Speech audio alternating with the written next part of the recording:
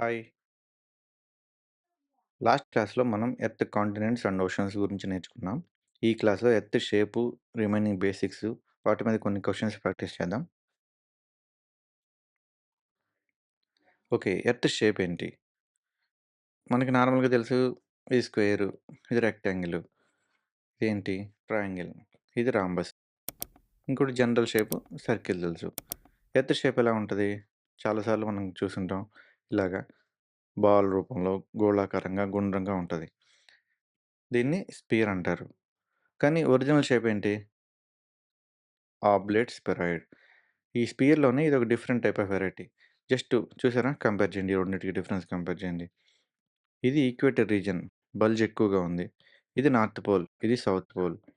ఈ north to south pole కొంచెం flat టాప్‌గా ఉంది.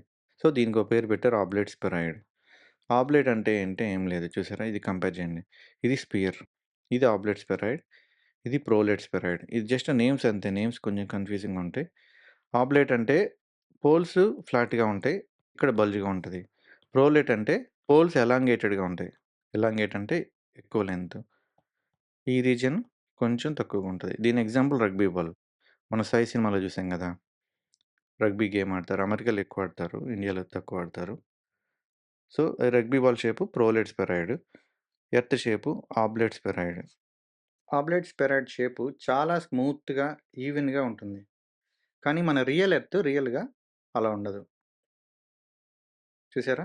ఎంత బల్జ్ ఉంది. ఇక్కడ డిప్రెషన్ ఫార్మ్ అయింది. ఇక్కడ ఒక డిప్రెషన్ ఉంది. ఇక్కడ చాలా హైగా ఉంది యూరోప్ పైన. ఈ షేప్‌ని జియాయిడ్ అంటారు. జియాయిడ్ అంటే ఎర్త్ షేపు. వేరే షేప్ ఏదైనా ఎర్త్ లాగే ఉంటే దాన్ని కూడా జియాయిడ్ అని అంటారు. సో, జియాయిడ్ అనేది ఒక షేప్. ఎలా అయితే ట్రయాంగిల్ ఉంది, స్క్వేర్ ఉంది, రెక్టాంగిల్ ఉందో అలాగే జియాయిడ్ అనేది ఒక షేప్ పేరు. ఆ షేప్ ఏంటంటే ఎర్త్ లాగా ఉండే షేప్ అన్నిటిని జియాయిడ్ అంటారు. ఫైనల్‌గా ఫస్ట్ ఎర్త్‌ని స్పియర్ అనుకున్నాం. కాదు, పోల్స్ కొంచెం ఫ్లాట్‌గా ఉంటాయి కాబట్టి దీన్ని ఆబ్లేట్ స్ఫెరాయిడ్ అంటారనుకున్నాం. కాదు, సర్ఫేస్ ఇంకా అనీవెన్‌గా ఉంటది కాబట్టి ఫైనల్‌గా దీన్ని జియాయిడ్ అంటారని చెప్పుకున్నాం. ఓకే. ఇప్పుడు కొన్ని ఫ్యాక్ట్స్ నేర్చుకుందాం.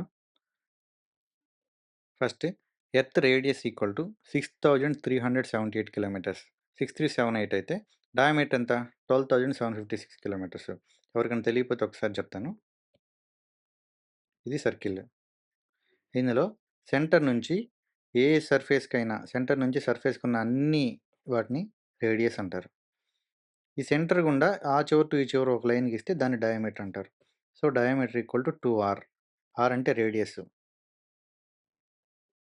కరెక్ట్‌గా సెంటర్‌లో ఒక లైన్ ఉంటుంది. దాన్ని ఈక్వేటర్ అంటారు. నెక్స్ట్ లాటిట్యూడ్ క్లాస్‌లో మనం నేర్చుకుందాం. ఆ ఏరియాలో ఉండే డయామీటర్‌ని ఈక్వటోరియల్ డయామీటర్ అంటారు.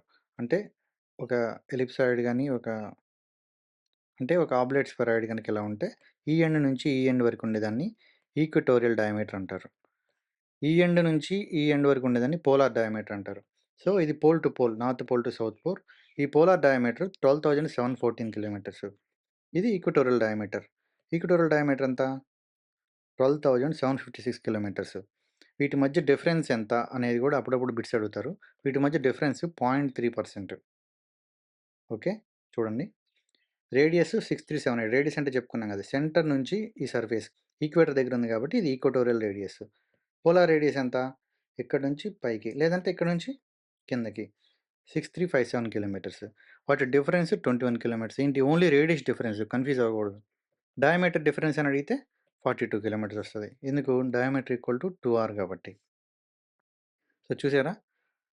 టెక్నికల్లీ 2 ఒకటే అనుకుంటాం. కానీ ఫ్లాట్ పోల్స్ అనుకున్నాం కదా! అది 0.3% డిఫరెన్స్ ఉంటుంది. Next question. ఈక్వేటర్ దగ్గర బల్జ్ ఉంటదనుకున్నాం గదా! అసలు ఎందుకుంటుంది? ఎర్త్ తన చుట్టూ తాను వెస్ట్ నుంచి ఈస్ట్ వరకు తిరుగుతది అని మీకు తెలుసు.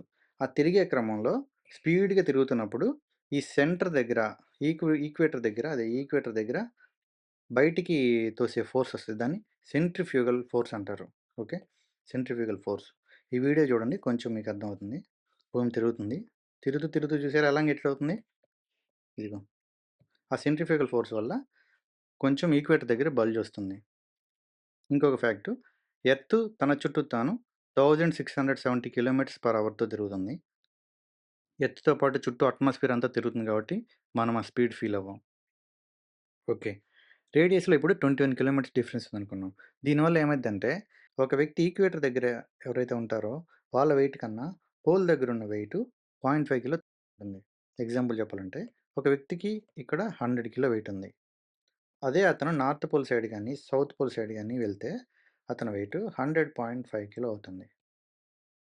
0.5% వెయిట్ డిఫరెన్స్ వస్తుంది. ఇది ఎలా వస్తుందో మీకు ఈక్వేషన్‌లో ఎక్స్‌ప్లెయిన్ చేస్తాను. ఇప్పుడు weight in kilo weight equal to M into G. G అంటే ఏంటి? Gravitational constant. G equal to GM by R square. అంటే G directly proportional to 1 by R square. R అంటే ఏంటి? Earth radius.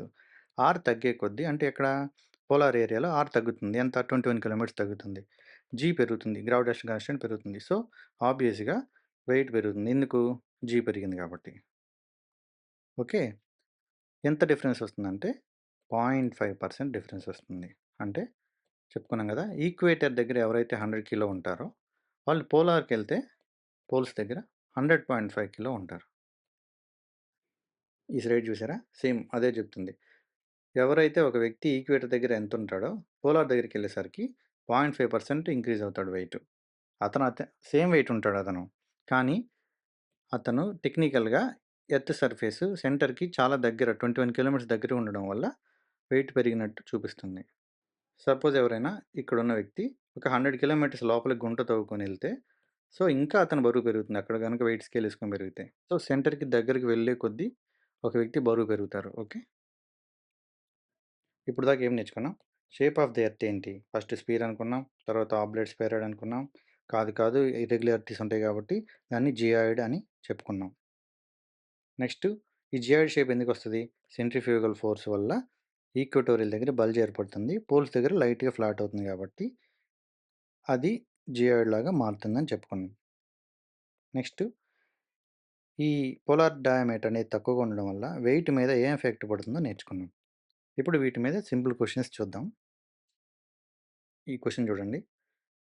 పాజ్ చేసి చూడండి. ఒకవేళ వస్తే స్కిప్ చేయండి. స్కిప్ అంటే డబుల్ ట్యాప్ చేస్తే 10 సెకండ్స్, 15 సెకండ్స్ ఫార్వర్డ్ అవుతుంది. Why is the Earth described as geoid? Earth జియాయిడ్‌గా ఎందుకు డిస్క్రైబ్ చేశారు? ఇవన్నీ ప్రీవియస్ క్వెషన్స్. ఆప్షన్స్ చదివి ఆన్సర్ చెప్పండి.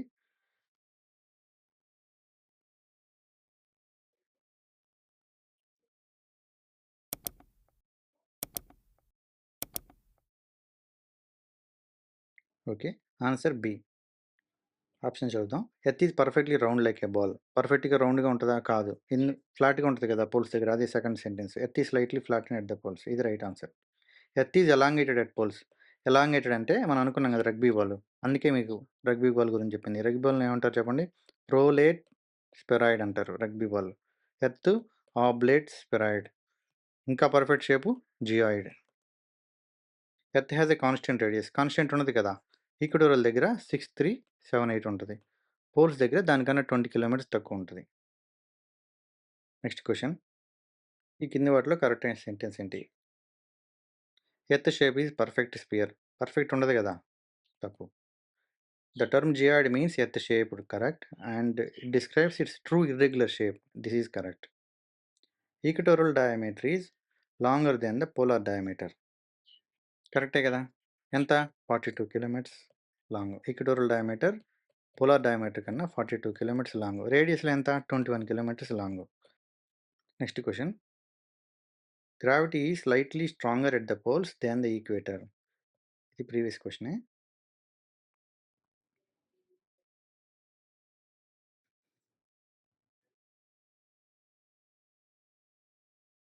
The poles are closer to the sun. తప్పు. Poles are closer to the Earth centre. Poles are closer to Earth centre of mass. ఇది correct. The Earth crust is thicker at the poles. ఇది unnecessary option. The equator has more vegetation. More vegetation ఉంటుంది కానీ దానివల్ల గ్రావిటీకి ఏం సంబంధం ఉండదు. Answer is B. Next question. Who among the following was the first to state that Earth was spherical? ఇది కొంచెం హిస్టరీ రిలేటెడ్ క్వశ్చన్. ప్రీవియస్ క్వశ్చనే.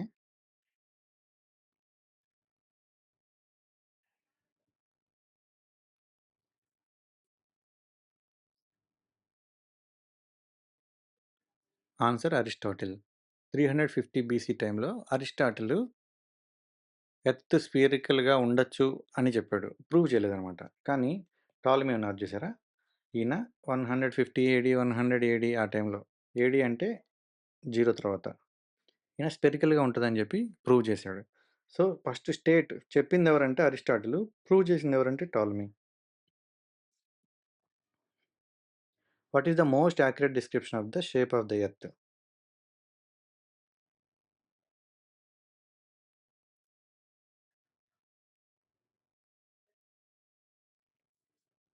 పర్ఫెక్ట్ స్పియర్ తప్పు. పర్ఫెక్ట్‌గా ఉండదనుకున్నాం గదా! Oblate spheroid correct. Geoid correct. Ellipsoid of revolution. Ellipsoid అంటే spheroid కన్నా ellipsoid బాగా ఇంకా ఎలాంగేటెడ్ అయిపోద్ది అక్కడ ఈక్వేటర్ దగ్గర. చూసారా? Ellipsoid shape. సో, ఇక్కడ 2 ఆప్షన్స్ ఉన్నాయి. ఆబ్లేట్ స్ఫెరాయిడ్ ఉంది. జియాయిడ్ ఉంది. రెండిట్లో ఒకటే గనుక ఎంచుకోవాలనుకుంటే ఖచ్చితంగా మీరు జియాయిడే ఎంచుకోవాలి. ఎందుకు? ఇది పర్ఫెక్ట్ షేపు. మోస్ట్ యాక్యురేట్ అన్నాడు గదా! అప్రాక్సిమేట్ అంటే ఆబ్లేట్ స్ఫెరాయిడ్ చెప్పొచ్చు. మోస్ట్ యాక్యురేట్ కాబట్టి జియాయిడ్ ఆన్సర్. ఎర్త్ తన చుట్టూ తాను వెస్ట్ నుంచి ఈస్ట్‌కి తిరుగుతుంది. చూడండి ఈ యానిమేషన్. ఇంకోటి రెగ్యులర్‌గా మనకి ఎగ్జామ్‌లో వచ్చే టాపిక్. మెర్కాటర్ ప్రొజెక్షన్ ఏంటంటే గ్లోబ్ సైజులో ఉన్న ఎర్త్‌ని ఫ్లాట్‌గా మార్చి ప్రొజెక్షన్ చేస్తారనమాట. సో, దీన్ని మెర్కాటర్ అనే సైంటిస్టు 1569లో ఈ ప్రొజెక్షన్‌ని చేశారు. మనం రెగ్యులర్‌గా గూగుల్ మ్యాప్స్‌లో చూసే అన్నీ గూడా ఈ ప్రొజెక్షనే మెర్కాటర్ ప్రొజెక్షన్. కానీ ఈ మెర్కాటర్ ప్రొజెక్షన్‌లో షేపులు కొంచెం మారిపోతాయన్నమాట. ఎలా అంటే ఈ గ్రీన్‌లాండ్ చూసారా? ఇది గ్రీన్‌లాండ్. ఇది డెన్మార్క్ చెందింది. ఈ గ్రీన్‌లాండ్ ఆల్మోస్ట్ ఆఫ్రికా సైజులో కనపడుతుంది. కానీ అది తప్పు. రియల్‌గా గ్రీన్‌లాండ్ కన్నా ఆఫ్రికా 14 టైమ్స్ పెద్దగా ఉంటుంది. కానీ ఈ ప్రొజెక్షన్ చేసినప్పుడు ఏందంటే ఈక్వేటర్ దగ్గర ఉన్నయి అన్నీ గూడా ఆల్మోస్ట్ చిన్నవైపోతాయన్నమాట. పోల్స్ దగ్గరికెళ్ళే కొద్దీ కొంచెం ఎలాంగేటెడ్ అవుతది. అంటార్క్టికా చూసారా? ఇంత పెద్దది ఉండదు యాక్చువల్‌గా. ఇంత విస్తరించి కూడా ఉండదు. ఇలా ఉంటది స్పియర్‌గా చేసినప్పుడు. ఇంకొకటి యూరోపు, సౌత్ అమెరికా ఆల్మోస్ట్ సేమ్‌గా ఉన్నట్టుంది. కానీ యూరోప్ కన్నా సౌత్ అమెరికా 2 టైమ్స్ పెద్దది. మనం చెప్పుకున్నట్టు అంటార్క్టికా చూసారా ఎంత పెద్దగా ఉందో? రష్యా ఇక్కడ ఉంటది. రష్యా కన్నా అంటార్క్టికా పెద్దగా అన్నట్టు అనిపిస్తుంది. కానీ రియల్‌గా అంటార్క్టికా కన్నా రష్యానే పెద్దది. సో, ఈ ప్రొజెక్షన్‌లో ఇట్లాంటి కొన్ని కొన్ని ప్రాబ్లమ్స్ ఉన్నాయి. కానీ నావిగేషన్‌కి అన్నిటికి ఈజీగా ఉంటది కాబట్టి మనం ఈ ప్రొజెక్షన్ వాడతాం ఎక్కువ సార్లు. చాలా రకాల ప్రొజెక్షన్స్ ఉన్నాయి. అందులో మెర్కాటర్ ప్రొజెక్షన్ అందరూ ఎక్కువగా వాడేది. ఓకే. ఇంకో క్వెషన్ చూద్దాం. Why does the Earth assume the shape of an oblate ellipsoid?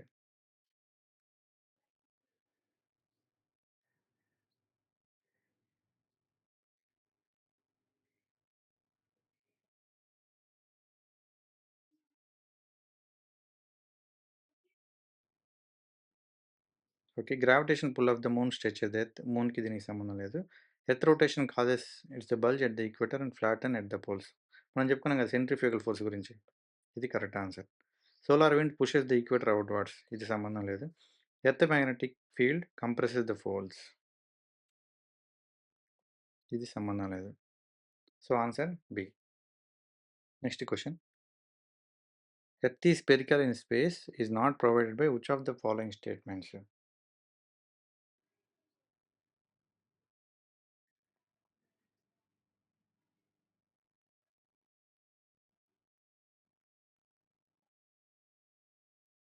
If earth were flat there would be some sharp edges to be found by the travellers. ఇది correct. Earth గనక ఫ్లాట్‌గా ఉండుంటే travellers ఎళ్ళినప్పుడు ఈ flat edges చూసేవాళ్ళు గదా! కానీ ఎవరు చూడలేదు. ఎందుకు సర్క్యులర్‌గా ఉంటది కాబట్టి చుట్టూ తిరిగొస్తే మళ్ళీ అక్కడికే వస్తారు కాబట్టి ఎవరు ఈ ఫ్లాట్ సర్ఫేస్ చూడరు. ఇది కరెక్ట్.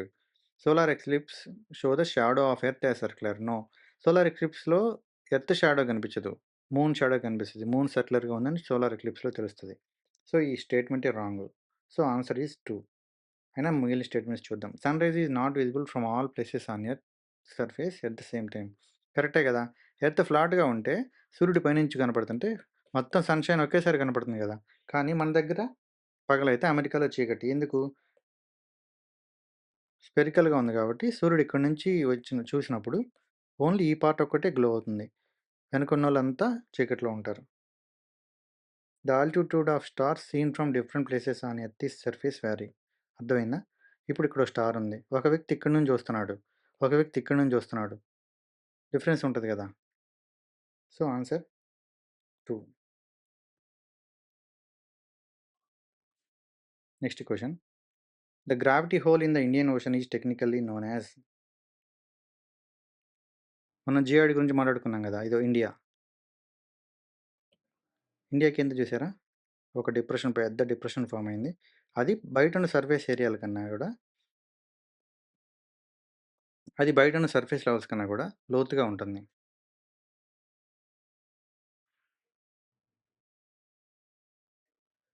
ఆన్సర్ ఇండియన్ ఓషన్ జియాయిడ్‌లో. దీని గురించి మనం పూర్తిగా ఫిజికల్ జాగ్రఫీ అయ్యేలోపు ఇంకా మీకు బాగా అర్థమవుతుంది.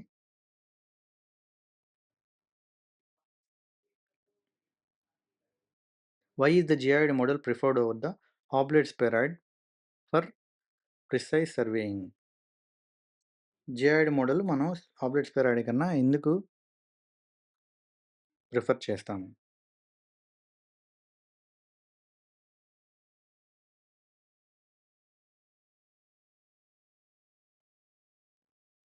It is easier to calculate mathematically.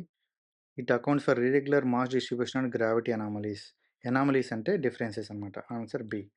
It is perfectly symmetrical. Perfect symmetrical కాదు కదా! It ignores local topography. Geoid model prefer అడిగినప్పుడు అది లోకల్ టోపోగ్రఫీ ఇగ్నోర్ చేయదు. It accounts. Okay. Next question. Last year UPSC CSC question, civils question.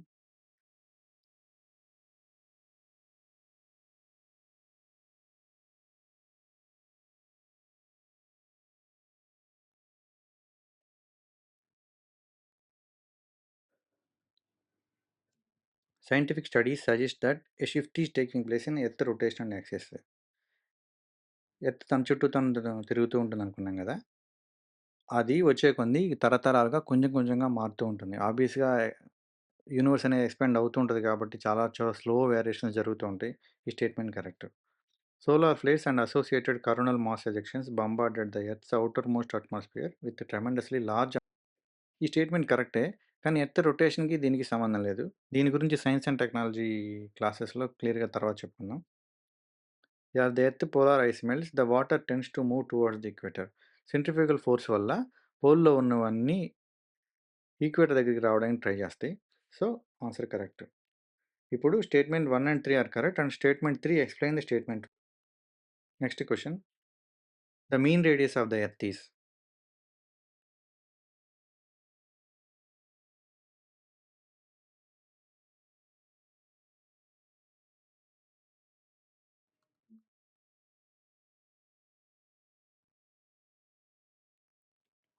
Okay. Mean radius అంటే అర్థమైందా? Mean అంటే average radius. Average radius అంటే equatorial దగ్గర 6378 ఉంటుంది.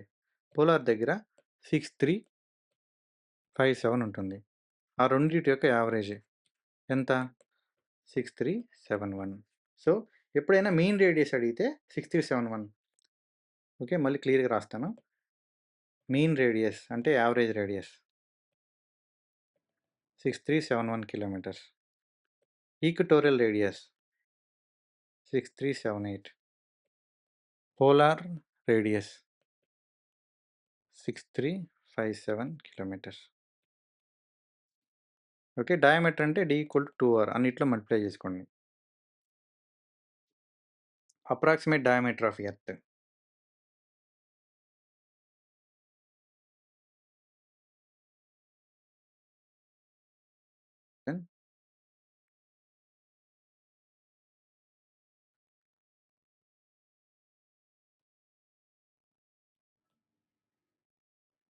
Okay. Approximate అడిగాడు కాబట్టి 6400 తీసుకుంటే ఇంటూ 2 చేస్తే 12800 వస్తది. Correct answer. Next question. What is the approximate difference between the equatorial and polar radius of the earth? First tension పడద్దు చూసారా? 21, 43 ఉన్నాయి. రేడియసా, డయామీటరా క్లియర్‌గా చూడాలి. రేడియస్. రేడియస్ అంటే ఏంటి? సెంటర్ నుంచి ఇటు ఉండేది. ఓకే. ఆన్సర్ మనం చెప్పుకున్నాం కదా! 21 kilometres difference. Next question. What is the approximate equatorial circumference of the Earth? Circumference అంటే perimeter.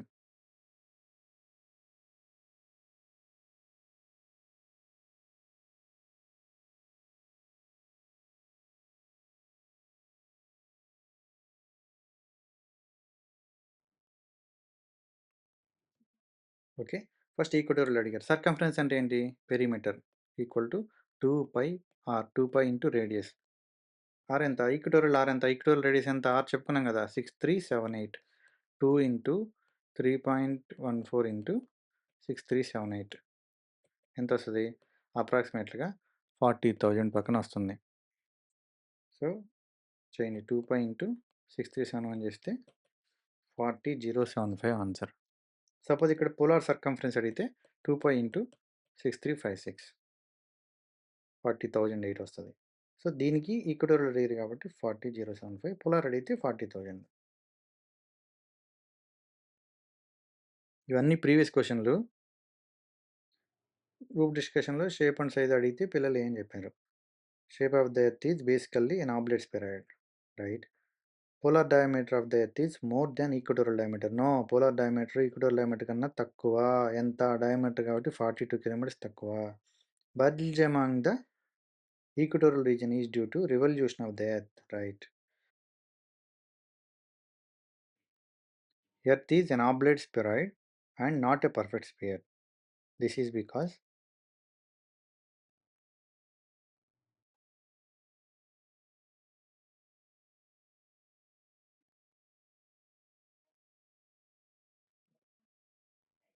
Earth has rotational motion and the rotational speed increases as one goes from poles towards the equator. చూసారా? ఇప్పుడు CDS అనేది ఒక చిన్న exam. కానీ డైరెక్ట్‌గా ఏంటి earth shape ఏంటి? ఆబ్లేట్ స్ఫెరాయిడా? స్ఫెరాయిడా? లేకపోతే ఎలిప్సాయిడా? అని అడగట్లేదు. కాంప్లెక్స్ స్టేట్మెంట్లు ఇస్తున్నారు. అందుకే ఇన్ని సార్లు ఇన్ని బిట్లు చేపిస్తుంది. ఓకే. ఇక్కడేమంటున్నాడు? ఎర్త్ తిరిగే కొద్దీ తన చుట్టూ తాను తిరిగే కొద్దీ పోల్స్ నుంచి ఈక్వేటర్కి వచ్చేటప్పుడు రొటేషనల్ మోషన్ ఇంక్రీజ్ అవుతుంది. అవును కదా! తిరుగుతూ ఉన్నప్పుడు పోల్స్ దగ్గర ఆల్మోస్ట్ కాన్స్టెంట్‌గా ఉంటారు కదా! ఒక వ్యక్తి ఇలా ఇలా తిరుగుతూ ఉంటాడు. కానీ ఇక్కడున్న వ్యక్తి ఇలా ఇలా తిరుగుతూ తిరుగుతూ విసిరేయబడతాడు. ఎందుకు? సెంట్రిఫ్యూగల్ ఫోర్స్ వల్ల. సో, ఈ statement correct. Earth experiences greater gravitational pull from the sun. Sorry, equator experiences greater gravitational pull from the sun. ఈక్వేటర్‌కి, పోలార్‌కి సన్ చాలా దూరంలో ఉంటది కాబట్టి 2 ఒకటే ఉంటది. ఇది తప్పు. Intensity of sunlight received at the equator is greater than that of the poles. ఈ స్టేట్మెంట్ కరెక్టే. కానీ దీన్ని ఎక్స్‌ప్లెయిన్ చేయదు. ఎందుకు? ఆబ్వియస్‌గా ఈక్వేటర్, ట్రాపిక్స్ దగ్గర ఎక్కువ ఎండ పడుతుంది. పోల్స్ దగ్గర తక్కువ ఎండ పడుతుంది. So, statement correct. కానీ దానివల్ల షేప్‌కి డిఫరెన్స్ రాదు. సో, ఆన్సర్ ఏ ఓన్లీ. ఇందులో కరెక్ట్ స్టేట్మెంట్స్ 1 అండ్ 3. కానీ ఈ 1 ఒకటే దీన్ని ఎక్స్‌ప్లెయిన్ చేస్తుంది కాబట్టి answer 1. If Earth stopped rotating, what would happen to the equatorial bulge?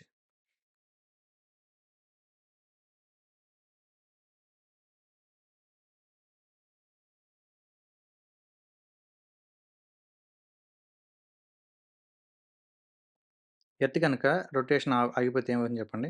సూర్యుడు ఇక్కడ ఉంటాడు. కంటిన్యూస్‌గా సన్‌లైట్ వస్తానే ఉంటది. ఎక్కడైతే షేడెడ్ పోర్షన్ ఎక్కడైతే ఎక్కువ లైట్ పడుతుందో అలాగే ఉంటుందనమాట. సో, వాళ్ళకి ఎండ పెరిగి టెంపరేచర్ పెరుగుతూనే ఉంటది. ఈ వెనకాల ఉన్నోళ్ళందరికీ రాత్రి ఉంటుంది కాబట్టి కంటిన్యూస్ రాత్రి వల్ల మొత్తం ఫ్రోజ్ అయిపోతుంది. ఈ ఈక్వటోరియల్ బల్జ్ కూడా పుల్ వల్ల గ్రావిటేషనల్ పుల్ వల్ల స్లోగా స్పియర్‌గా మారిపోతుంది. సో, అప్పుడు పోలారు అండ్ ఈక్వటోరియల్ డయామీటర్ 2 ఈక్వల్ అయిపోతాయి. It would disappear over time due to gravity. Correct.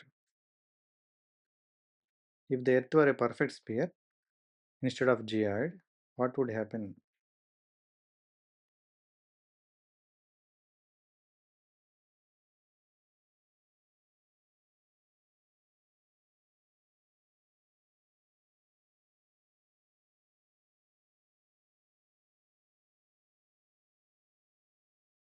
Day and night would cease to exist. ఎందుకు? దీనికి దానికి సంబంధం లేదు. తిరగడం ఆగిపోతేనే cease to exist. Okay. Value of the acceleration due to gravity will be uniform. చూసారా? G correct. మీకు అందుకే ఇందాక W g equal to mg. G అంటే ఏంటి? గ్రావిటేషన్ కాన్స్టెంట్ అంత వివరంగా చెప్పింది. చూసారా? ఆప్షన్‌లో వచ్చేసింది బి. ఓకే. జీ కాన్స్టెంట్‌గా ఉంటుంది. ఎందుకు? G directly proportional to 1/r². Radius same కదా! ఎందుకు? స్పియర్ కాబట్టి. సో, జీ మారదు. So, W equal to mg. Weight కూడా మారదు. అంటే పోల్‌కెళ్ళినా, ఈక్వటోరియల్ దగ్గర ఉన్నా కూడా సేమ్ వెయిట్ ఉంటారు. కానీ ఇందాక ఏమని చెప్పుకున్నాం మనం? ఈక్వటోరియల్ దగ్గర ఉన్న వాళ్ళకన్నా పోల్ దగ్గర ఉన్న వాళ్ళు ఒక 0.5% ఎక్కువ వెయిట్ ఉంటారు. ఇది ఆన్సర్. నెక్స్ట్ ఆప్షన్ చూద్దాం. The earth would have no atmosphere. దానికి దీనికి సంబంధం ఏముంది? ఇది తప్పు. Seasons would not occur. Seasons inclination మీద ఆధారపడి ఉంటాయి. అది నెక్స్ట్ క్లాస్‌లో చెప్పుకుందాం. సో, ఇది సంబంధం లేదు. Answer B.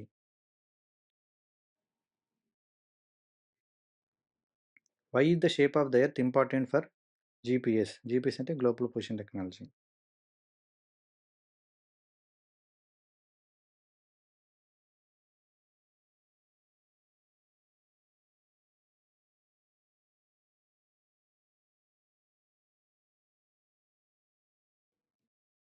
To determine the battery life of the satellite. తప్పు. To provide accurate altitude using geoid model. Correct. ఇప్పుడు జియాయిడ్‌లో అక్కడక్కడ డిప్రెషన్స్ ఉంటాయి. అక్కడక్కడ కొండల్లాగా బాగా వల్జీగా ఉంటది. అలా పైన ఉన్నప్పుడు జీపీఎస్ కరెక్ట్‌గా చూపించాలంటే ఆల్టిట్యూడ్ మోడల్స్ కరెక్ట్‌గా ఉండాలి. ఓకే. జియాయిడ్ మోడల్‌లో అది కరెక్ట్‌గా ఉంటుంది. ఓకే.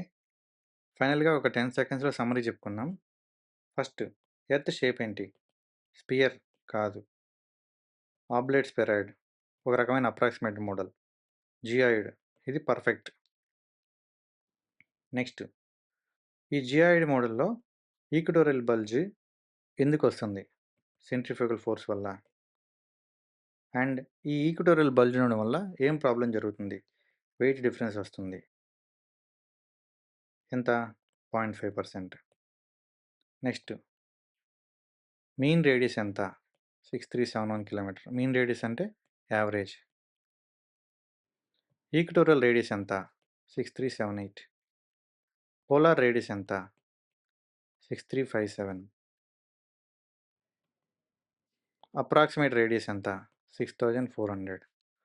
డయామీటర్ ఎంత? వీటన్నిటికీ 2తో మల్టిప్లై చేయడం. d equal to 2r. Circumference ఎంత? ఈక్వటోరియల్ అయితే 2πrలో r మనం సబ్స్టిట్యూట్ చేసుకోవడమే. పోలార్ సర్కంఫరెన్స్ ఎంత? సేమ్ 2πrలో ఆర్పి అంటే పోలార్ రేడియస్, ఆర్ఈ అంటే ఈక్వటోరియల్ రేడియస్. నెక్స్ట్, మెర్కాటర్ ప్రొజెక్షన్ అంటే ఏంటి? గ్లోబ్లో ఉన్నదాన్ని ఒక ప్లెయిన్ పేపర్ మీద తీసుకొని రావడానికి మ్యాప్స్ని మెర్కాటర్ ప్రొజెక్షన్ ఉపయోగపడుతుంది. Okay. Thanks for watching. Please subscribe and share if you like. Thanks for watching. Please like and subscribe. Follow in Instagram and Telegram. Scan the QR code to follow.